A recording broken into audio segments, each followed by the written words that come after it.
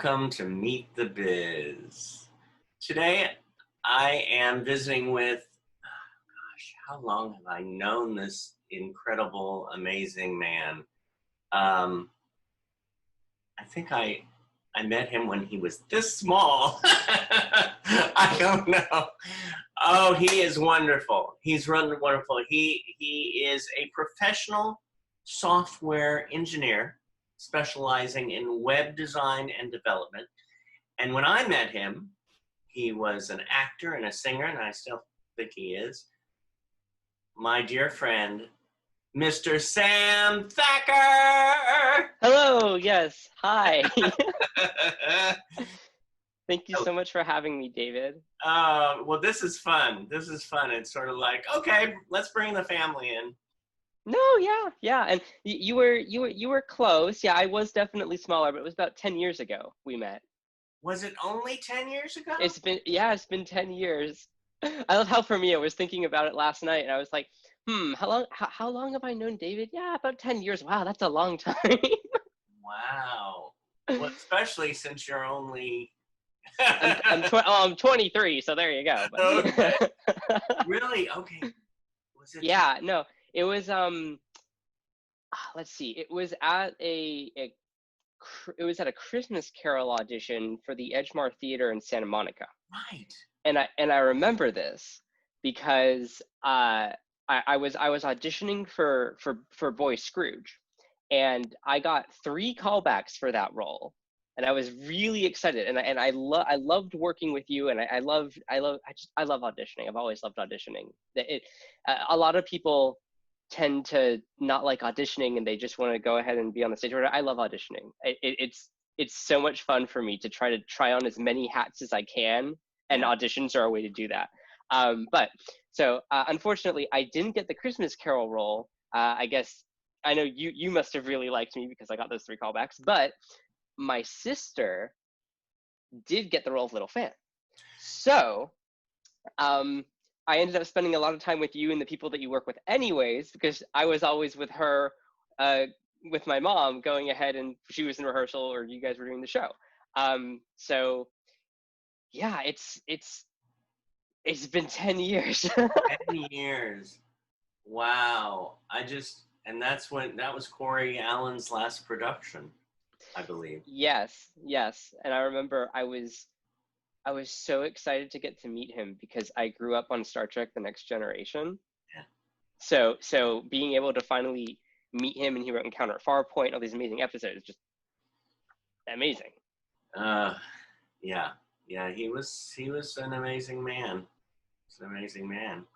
And you are an amazing man. And then we went on to you did Lainey Kazan's workshop.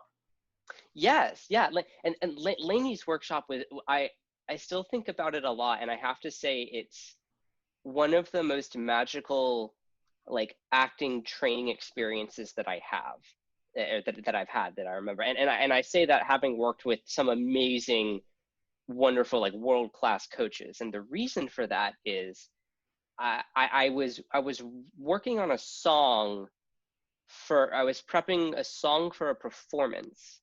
And the workshop itself wasn't necessarily dealing with singing, but I had brought it anyways, and she wanted to hear it.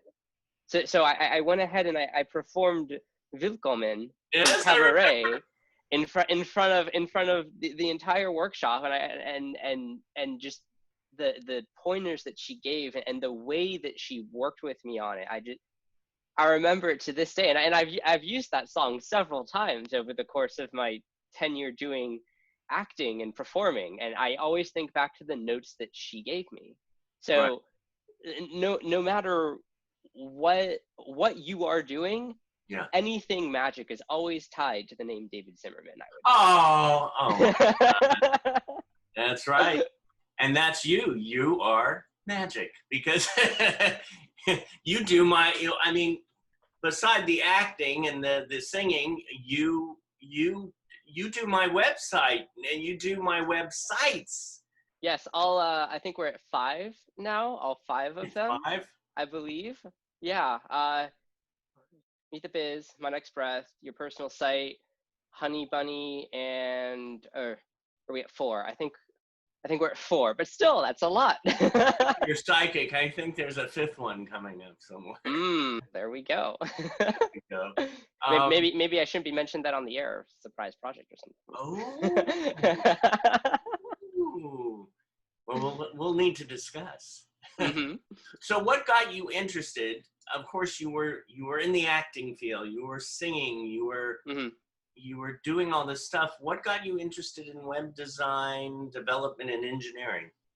So really funny thing is I and my memory's a little hazy because I've been doing this for a very long time, but I got into both of them at a very young age.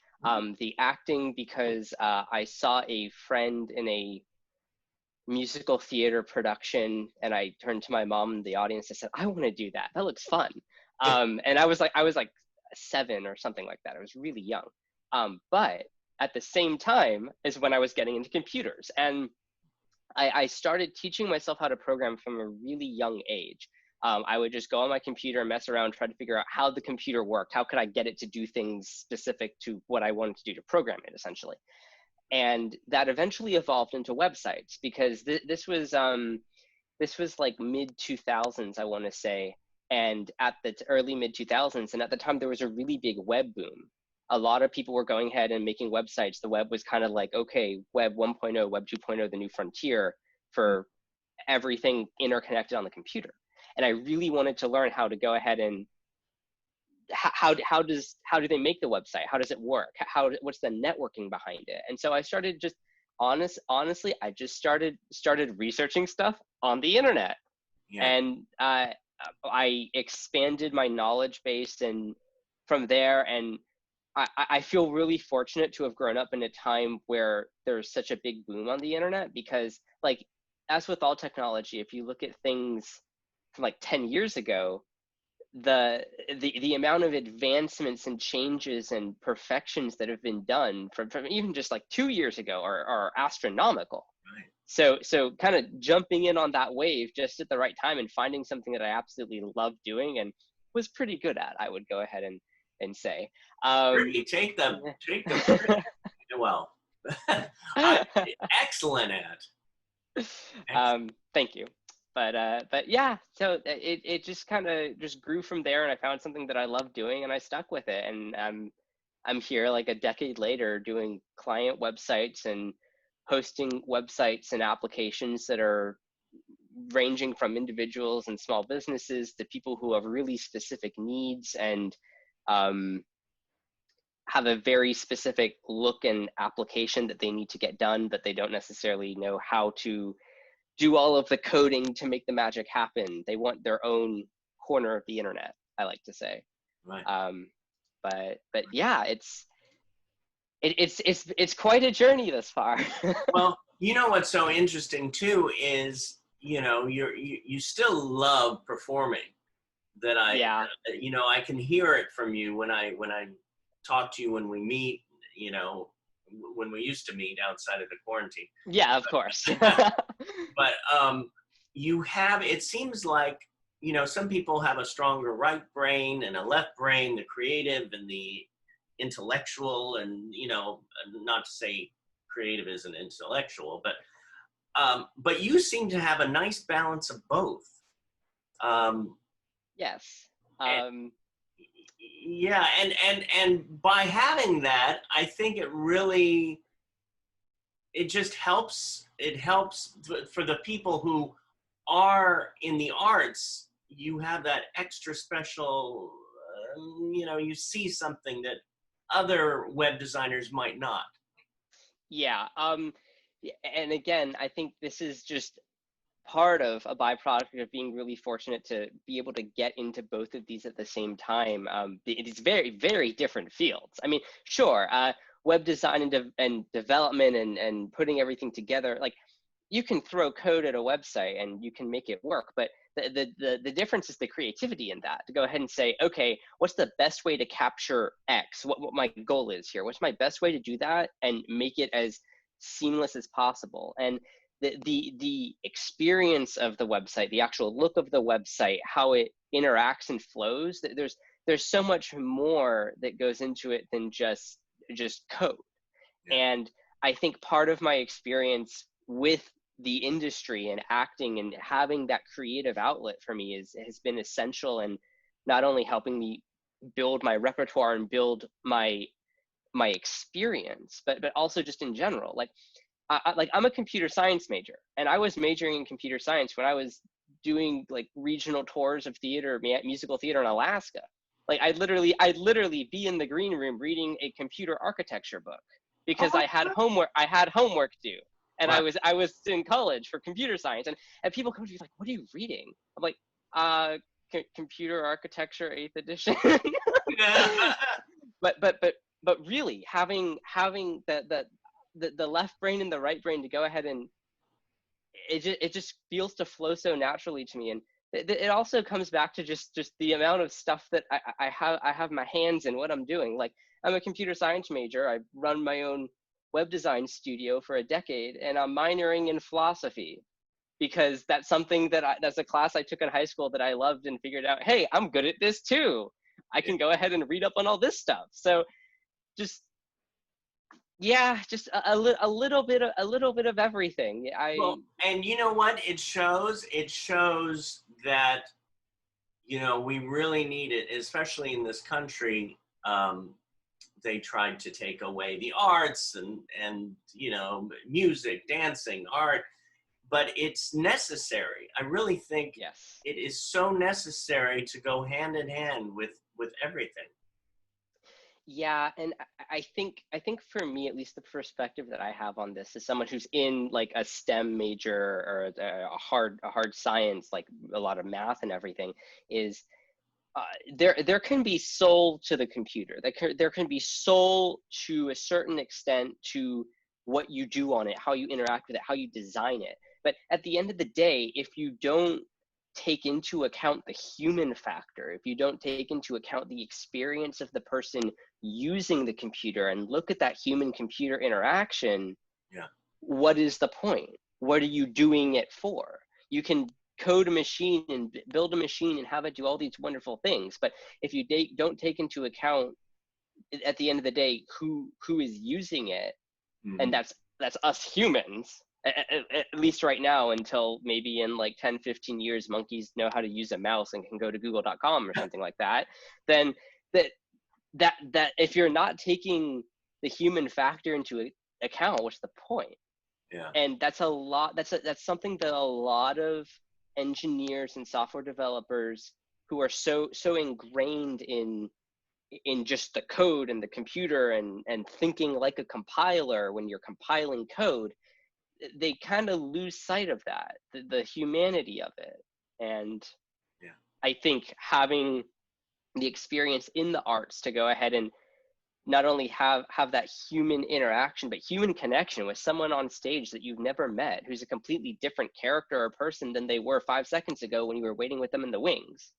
That you can't replicate that. There's no algorithm, at least not yet, for human emotion and interconnectivity.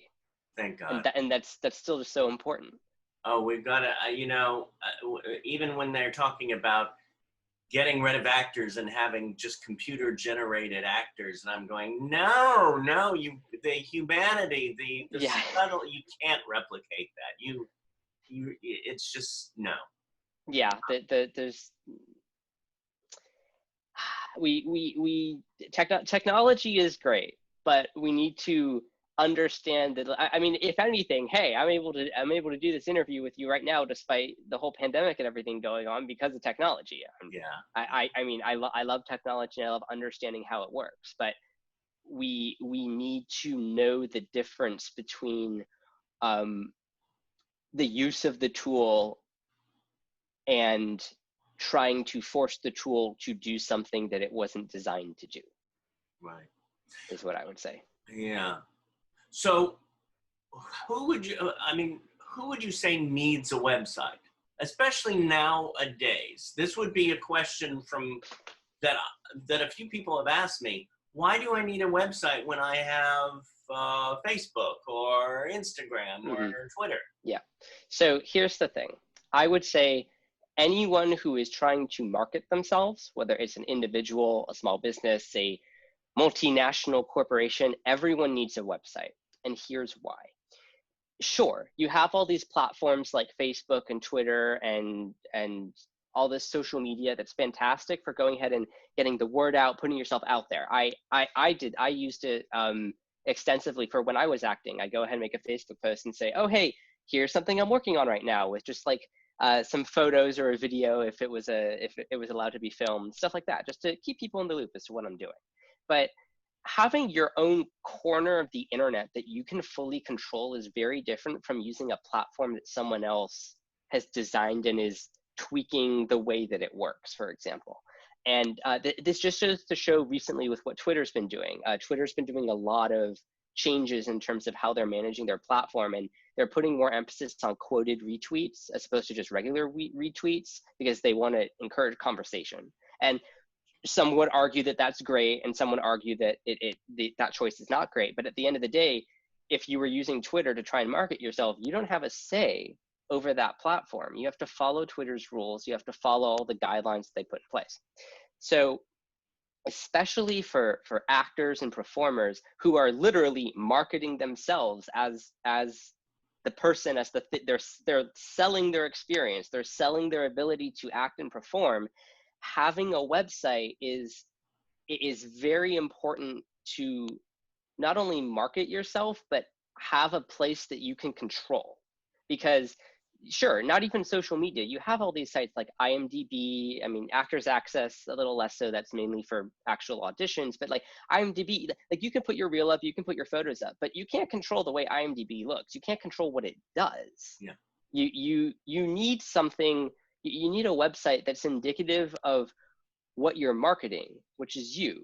You need something that represents creatively and expressively, individually, who you are and what you bring to the table. And the way that I like to think of this is a phrase that, or a term that everyone is familiar with at some point in their lives. And it's that first impressions matter. And sure, you could go ahead and say that about anything, but what I'm trying to get at is, whether you're walking into a job interview or an audition room, pretty much same thing, or you're meeting someone for the first time, you're going on a first date, what have you. The first 10 seconds, the first impression that person makes matters the most. And the same, how you carry yourself, how you present yourself, and the same thing applies to websites. It's actually even more so with websites. Like if you walk into an audition room, and you walk in and you sing your 16 bars for a musical theater audition, the casting director already knows whether or not they want you to continue, or they want to hear more or see more, they just want to bring the next person in, get you out, get people moving. But they still have that courtesy, okay, let's listen to your 1632 bars, and then we already know our decision while you're singing. With websites, they can just close it. They don't need to have a courtesy, I see your website's okay. I'm going to spend an extra 5 seconds on it, but I'm going to close it because it's not really giving me what I needed. I don't know who you are as a person. It's not telling me much. No, they could just close it. Yeah. There's no courtesy wait time. So having that piece of individuality in it that captures who you are and captures people and captures their attention, that's what's most important. Yeah. Because if your website's not working for you and it's just okay, what's the point of having the website, I would say. Yeah. Now, somebody, let's say we start from the beginning. Somebody says, you know what, I like what he's saying. And let's say they call you up. What's your process when you meet a new client? What's the step-by-step? So a lot of people in my field, especially people with technical backgrounds, would go ahead and say, okay, how many pages do you want? What's the content we need on the site? All these technical questions. Do you have a web host, whatever, stuff like that. I want to know you as a person. I want to know what drives you, what captures you, what do you want to represent on the website? Because at the end of the day, as I was saying, the website is you. You're marketing yourself or your brand or what have you. Yeah. And in order to capture that, you need to know the person. You need to know who you're dealing with. I want to, like, if you're an actor, whether you have reels that you're going to put on, or you're just starting out, I want to know what you would like to do. What's a role that you would see yourself in, that you would want to do? Excuse me. And knowing that and knowing the person allows me to tailor the design and the feel and the flow of the site to that person. And sure, there are a lot of websites and tools out there that I won't name any because they're my competition, but that allow you to go ahead, drag and drop, make your own site, 10 minutes, $10 a month, put some text and images in, change some colors, and you're done. Yeah. And that's great for basic websites. That's fine. If the minimum bar is having a website, you now have a website. But having been in the industry and knowing that a lot of people use those tools to just get themselves on the internet, which is a start, they all tend to look the same after a while, because there's only so many tools that you can use without doing like coding and customization work. And there's only so many sites you can do and using like templates and stuff before you kind of see, oh yeah, I've seen this one before. They changed the colors a little bit and stuff. And sure, maybe to the average Joe, that's fine. It's a website. But it's not personalized to fit you, I would say, and that's where I come in. Right. Now, here's a question that just popped into my head. Why do I need, I guess, 4 websites right now I have? Why do I need 4? Yeah, I need 4 of them. Well, at least in your case, you have a lot going on. You have a lot of projects. You have a lot of things that are separated out. Like, for example, we have Meet the Biz, and we have My Next Breath, and we have your personal website. I'll just use this. We have the Honey Bunny website. All 4 of them. Each of them, in my mind, each of them is a separate project, and they have a different flow and feel and fit.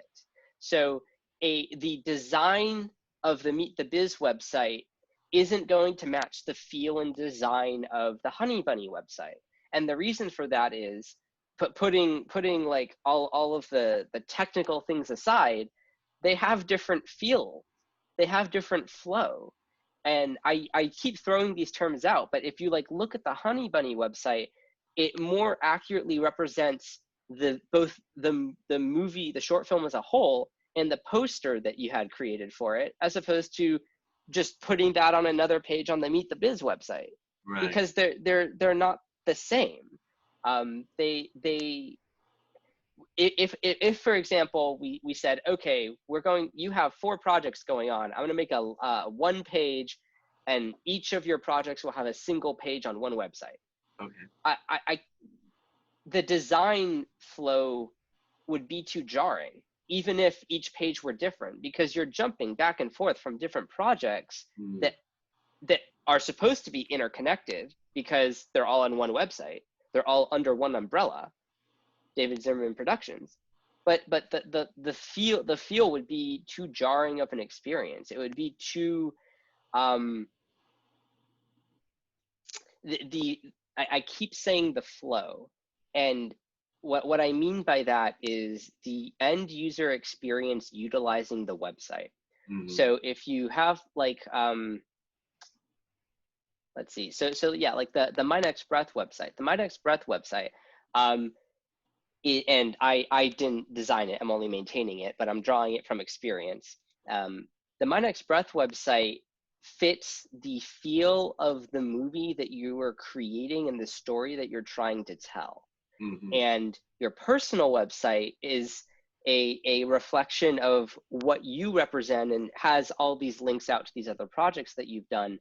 But at the end of the day, if I just took the content from all 4 of these websites and just threw them on the Meet the Biz website and said, okay, yeah, we have a project and here's other projects, it doesn't make sense. And I'm trying my best to convey this in a designer fashion. Yeah. No, I mean, I definitely could see it. I mean, if we have the David Zimmerman website or the davidszimmerman.com Yeah. website, which we do, and we had one page for each, it could get too schizophrenic.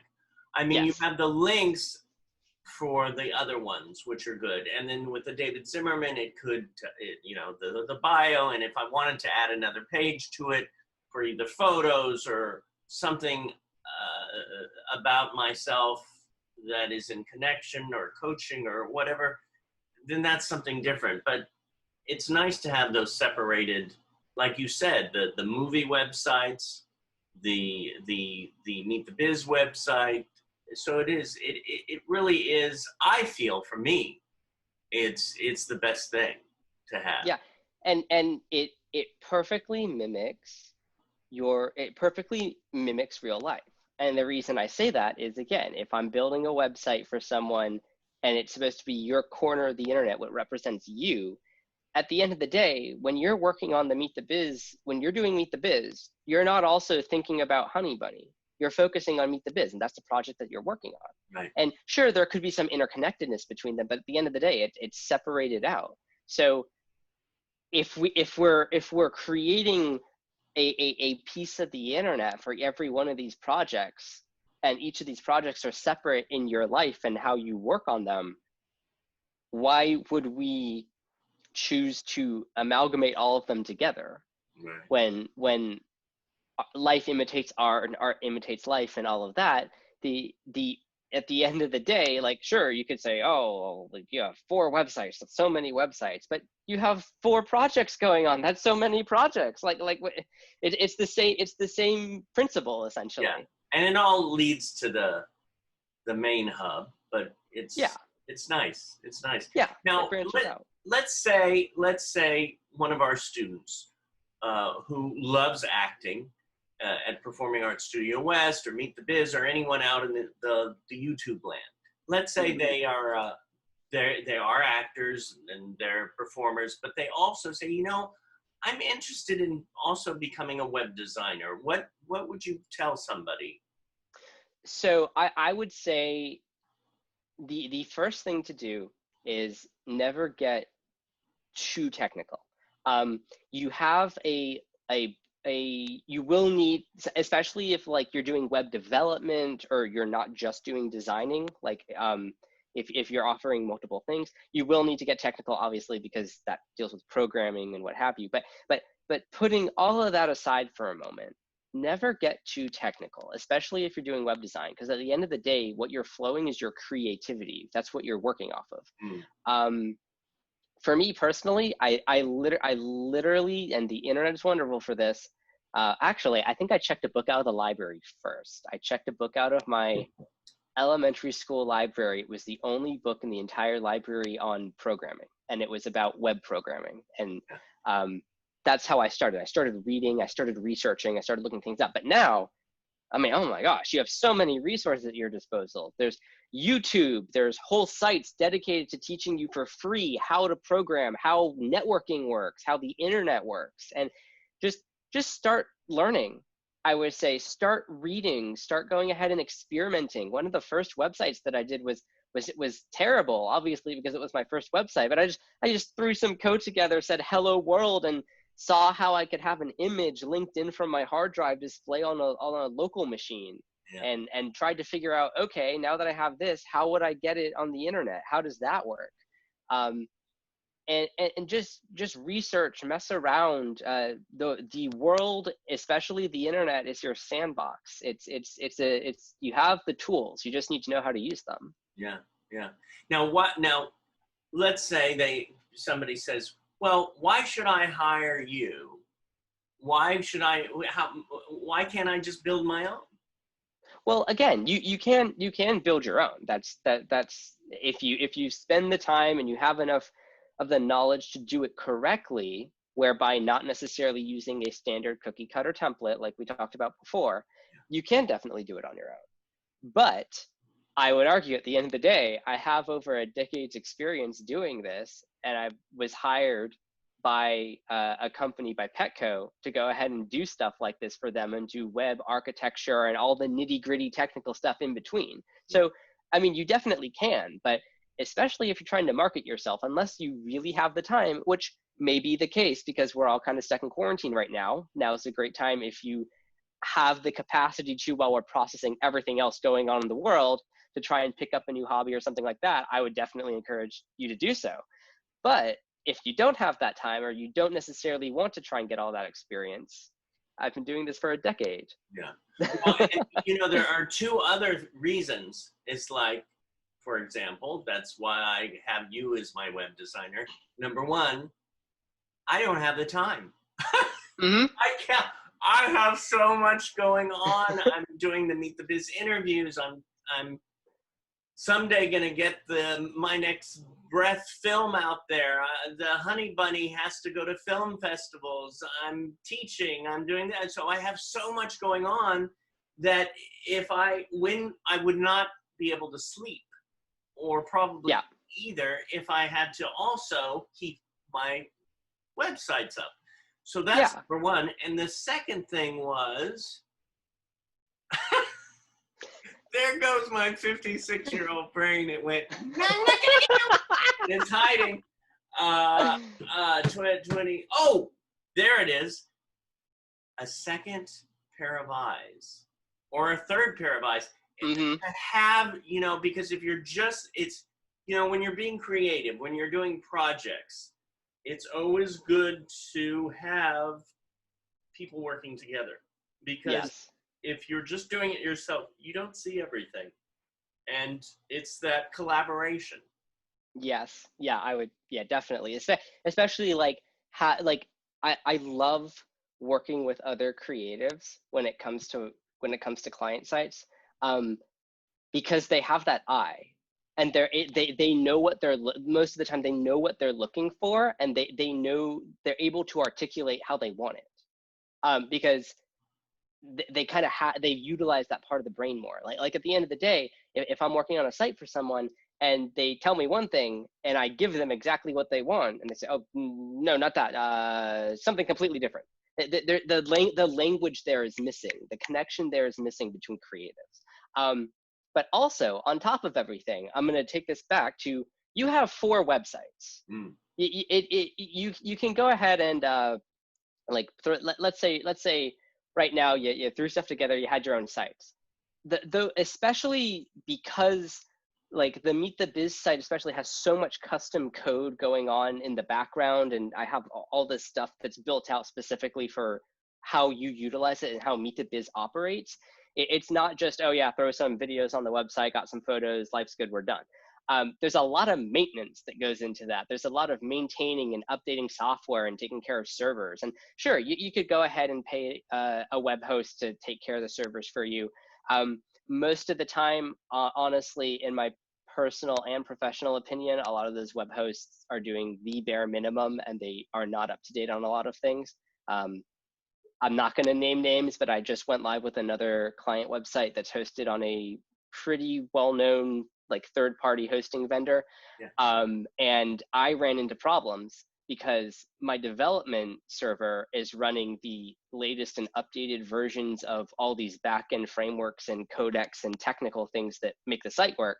Right. And then I put it on this HostGator, and all of those codecs hadn't been updated in 3 years. So I had to go back and be like, okay, I need to change how I'm coding some of this stuff, because it's not going to work on their site, because they say they've updated to the latest versions of everything on their documentation, and they haven't. Right. So yeah. But yeah, I mean, I would definitely say at the end of the day, it depends on your use case. It depends on what you're trying to do. But unless you really have the time and resources to go ahead and do it right, it's better to go ahead and I'm a little bit biased for saying this, but I would say, and you can attest to this having done so, it's better to hire someone who knows what they're doing in the first place. Oh yeah. Oh yeah. Yeah. So what is your biggest, this is sort of like, I'm merging these two together. What is your biggest joy, or what turns you on the most? So I will go ahead and say I miss the theater. Mm. I, I made the decision to go back on the acting as I finished up my computer science degree, as I'm doing that, and also as I started taking on more and more client work, and also got hired by a company to go ahead and do a lot of web services and integrated software engineering for them. That's Petco. Um, but I miss the theater. But at the end of the day, I would say my biggest joy in life, and I was just talking to my family about this last night over Shabbat dinner. My biggest joy in life is working on the web. And the reason I say this isn't because like, oh, I run my own business, I want people to hire me, whatever. No, the reason I say this is right now, the work that I do for Petco deals a lot with web infrastructure and web engineering. Yeah. Kind of getting servers to talk to each other and all this technical mumbo jumbo. I find myself doing that for fun. I go ahead and it'll be 12:30, 1 o'clock in the morning, because I work all the time, and Do you ever sleep? Yeah, I've been trying to get better at that. And I tell myself, I'm just gonna spend 30 minutes. I'm just gonna read a book or watch a YouTube video, just decompress, let my mind spin down for once. And before I know it, I've spent an hour designing an entire network server infrastructure for web hosting. Why? I don't know, because I like doing that. That's honestly working with computers, understanding how they work, getting them to do things that maybe you've never had them do before, maybe nobody has ever had them do before. That is just so cool to me. Yeah. That's so cool. Just learn, and the breadth of knowledge and capacity that we have for technology and the internet especially is just so, to me, it like we're in the middle of such a huge technological boom, and even at that, I still think to myself, man, there's so much untapped potential in the internet still, in technology and everything that we do. Right. And at the end of the day, I would say bridging the connect that brings me joy. I would say the biggest joy is bridging that connection between the technical and the human. And I think that speaks well both for having done acting and doing websites, but also with my degrees. I'm a computer science major, minoring in philosophy. And to some, oh, that sounds great because that works well because AI. No, I'm not interested in AI. I don't care about AI. I'm interested in the impact that technology has on us as humans, and how that shapes our lives, and how the internet has shaped our lives, especially coming from a generation where I grew up with the internet. Yeah. And bringing those two things together for me is what really stands out. Not only understanding how it works and operates, but molding it, forming it, having it do what we want with it, with this tool that we've created that is now ever so expansive and ever present. And at the end of the day, I think that is what brings me the most joy.